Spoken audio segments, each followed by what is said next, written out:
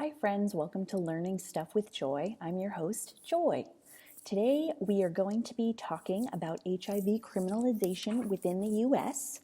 Laws within many states make it a crime to have sex without disclosing your HIV status, and advocates say that this may actually worsen the spread of the virus and have even further harmful effects on those who already have the virus. I'm primarily going to be focusing on the impact that current legislation has on those with HIV, though I do understand there are other sides of the issue as well as other parties to consider. First, we're going to look at the background on this issue. I'm going to give a brief overview about what HIV is.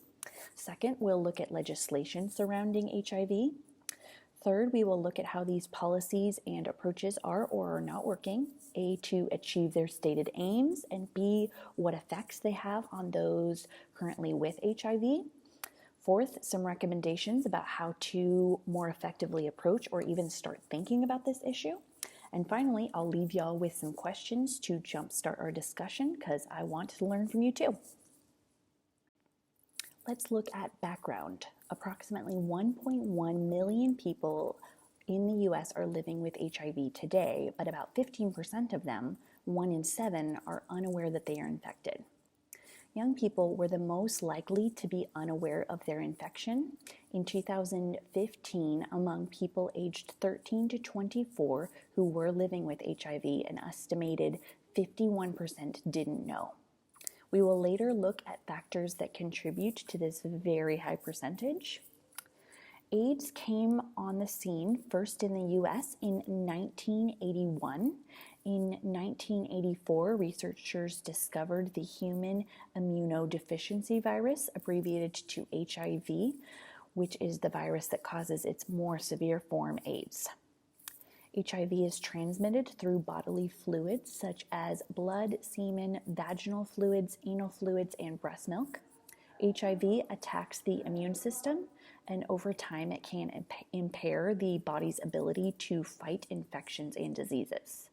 Though there is no cure for HIV or AIDS, a person with HIV who receives treatment early can live nearly as long as someone without the virus. Between the initial discovery of AIDS and the following year, the virus had affected 337 people, killing 136 of them. Widespread panic, fear, and misunderstanding ensued, and individuals either known to or suspected of having AIDS were often stigmatized, excluded, and or publicly shamed during that era. States soon began instituting criminal penalties for knowingly exposing others to the virus. In 1990, the federal Ryan White Act, which provided funding for HIV treatment, required states to show that they could prosecute people who exposed others to HIV.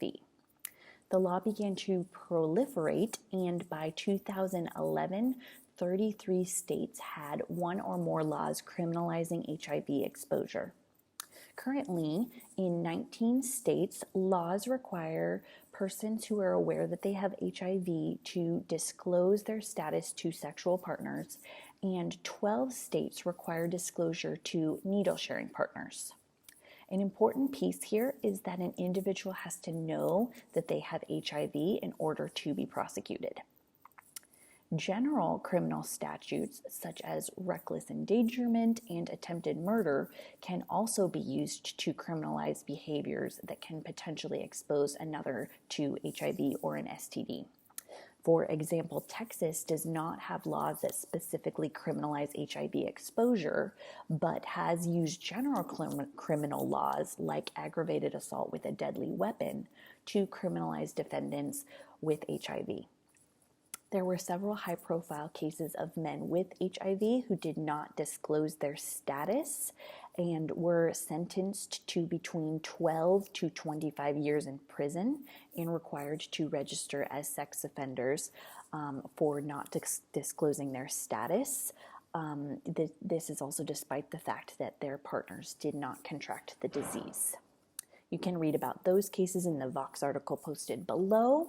There are also several case studies done with women who have stayed in abusive relationships because of the fear of consequences of disclosure. So let's take a minute to analyze this policy and its effects. One, we see misguided policy, as these laws rarely take into account the factors that affect actual transmission risk, such as condom use or whether a person is receiving treatment to prevent the spread of the infection.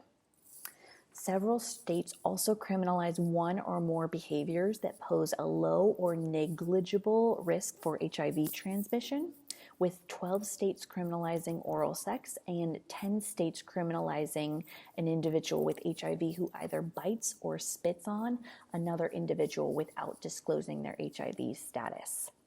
There is no evidence whatsoever that biting or spitting can spread HIV, and the CDC says the risk of contracting HIV via oral sex is very small. Also, there is no clear and conclusive evidence that these regulations actually reduce HIV transmission. Secondly, prosecution is unequally regulated. Research suggests that these laws are more often enforced against marginalized populations, including people of color and sex workers. Thirdly, there is some evidence that current legislation can actually perpetuate the spread of HIV rather than curbing it per its stated intent. A study conducted in Toronto between 2010 and 2012 found that 7% of men who had sex with men were less likely to get an HIV test for fear of future prosecution. The study authors estimated that this fear could actually lead to an 18.5% increase in HIV transmission. Further, a study by the American Public Health Association suggests that laws that criminalize HIV exposure may actually undermine public health efforts in 3 ways. One, providing a disincentive for persons at risk to be tested. 2, by reinforcing discrimination against persons living with HIV. And 3, by exacerbating HIV-related stigma. Some brief recommendations on how to start approaching or looking at the issue differently. 1, ensure policy is formed based on actual research about the virus and how it is spread. Several policies, for example, those that criminalize an HIV person who spits on another person, should be scrapped because they do nothing to curb the actual spread of the virus and create harmful stigmas. 2, policymakers should look at the efficacy of current legislation and ask whether there may be ways that are more both humane and effective to solve this crisis. And lastly, I leave you with some questions to jumpstart our discussion. First, these laws have perpetuated stigma and often had drastic consequences for individuals that did not do any damage or spread the virus. At the same time, what policies or laws or strategies could be used to protect others from unknowingly contracting HIV? Second, do you see any UDHR articles that apply to either side of the argument here? Which ones? Third, how should we react to Texas's approach? Like I said before, Texas does not have laws that specifically criminalize HIV exposure, but has used general criminal laws like aggravated assault with a deadly weapon to criminalize defendants with HIV. What do we think about that?